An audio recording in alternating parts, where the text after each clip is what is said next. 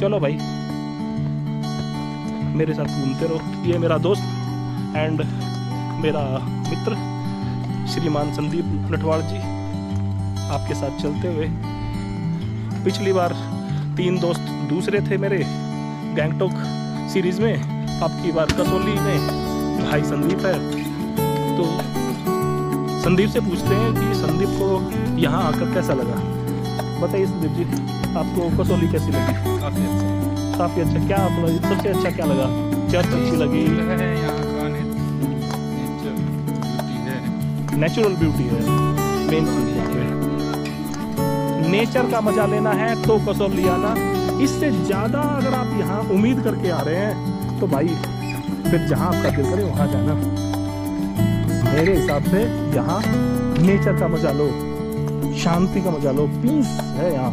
देखिए यार, अगर किसी को ज़्यादा यहाँ भी आके मजा नहीं आया ना तो भाई वो तो जैसे शॉर्ट में भी चला जाए, वहाँ भी मजा नहीं आएगा। वो वहाँ भी कहेगा समथिंग एल्स, कुछ और दिखाओ।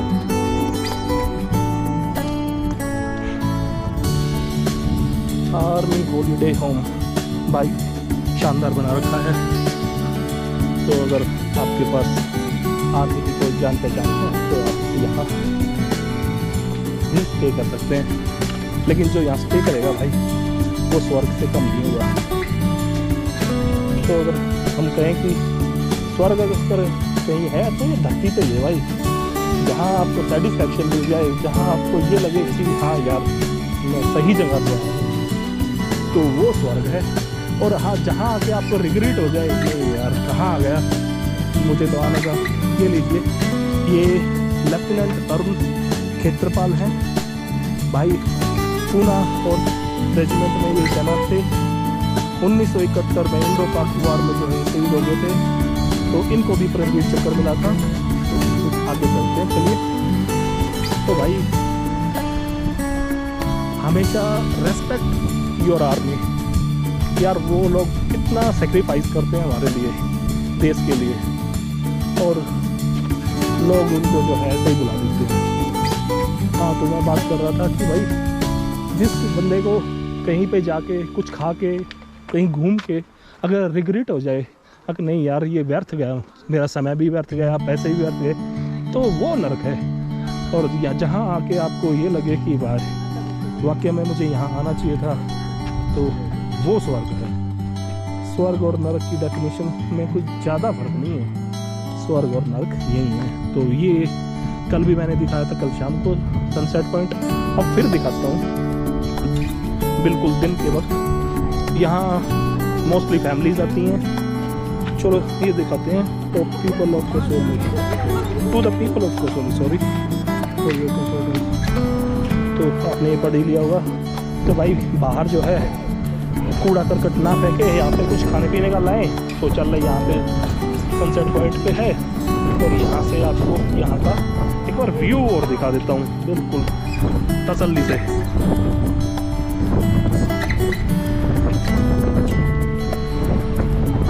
क्या बात है, हवा ऐसी चल रही है, आपको ये धूप ना हो भाई तो 1 मिनट यहाँ पे खड़ा होना दुर्लभ हो जाएगा।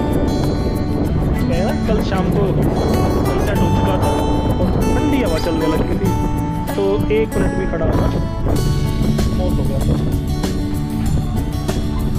जो मेरे साथ मेरे मित्र हैं संदीप जी, कल वो यहाँ शाम को अपनी जैकेट नहीं लेके आए भाई, और जैकेट नहीं लेके आए तो बैठे ही रहे, खड़े होने की उनकी गुंजाइश नहीं थी।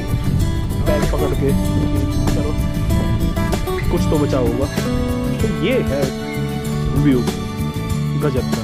ये सामने जो है वैली व्यू है, नीचे वैली में इससे आगे जो है वो इंडस्ट्रियल एरिया है। क्या नाम था यार, मैं नाम बड़ी जल्दी भूल जाता हूँ। और उससे आगे ना चंडीगढ़। इस तरफ वैली व्यू और इसके पार शिमला की पहाड़ियों का व्यू। तो ये राइट और लेफ्ट की तरफ वैली व्यू। अब आपको डिसाइड करना है कि आपको रहना कहाँ है, कमरा कैसा लेना है। भाई यहाँ कमरे जो है डबल बेडरूम के वाले भी हैं और सिंगल बेडरूम वाले भी हैं। बालकनी व्यू वाले भी हैं और वैसे भी। तो अगर आप वीकेंड्स पे आते हैं तो आपको बहुत ही ज़्यादा महंगे मिलेंगे। तो कृपया करके वीकेंड को अवॉइड करें और सस्ता टूर अगर आप यहाँ कसौली का आना चाहते हैं नेचर की गोद में तो वीकेंड्स पे आएँ, वीकेंड्स पे ना आए, वीकडेज पे आए, ठीक है। तो इससे आगे चलते हैं। ऑलमोस्ट मैंने यहाँ सनसेट पॉइंट का आपको जो है व्यू दिखा दिया। तो मैं भी एक बार, ये है सनसेट पॉइंट।